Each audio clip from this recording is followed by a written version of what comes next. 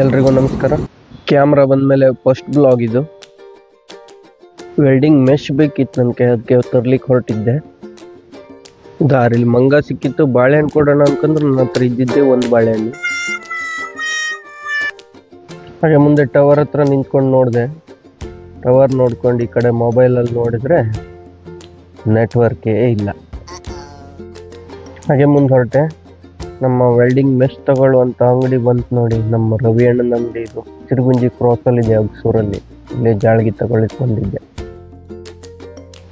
ಜಾಳ್ಗಿ ಎಲ್ಲ ತಗೊಂಡು ನೀಟಾಗಿ ಗಾಡಿ ಕಟ್ಕೊಂಡೆ.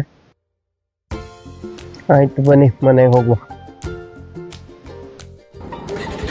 ಸೀದಾ ಮನೆಗಲ್ಲ, ಮಧ್ಯೆ ತರಕಾರಿ ತಗೊಬೇಕು. ಬ್ಯಾಗ್ ತಗೊಂತೀವಿ, 3 ಸಾಮಾನು.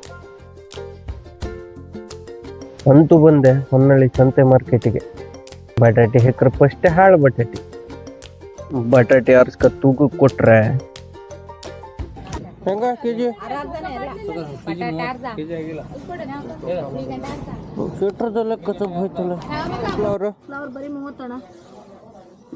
ಬರೀ 30ಕ್ಕೆ ಫ್ಲವರ್ ಒಂದು ಕ್ಯಾಚ್ ಹಾಕೊಂಡೆ.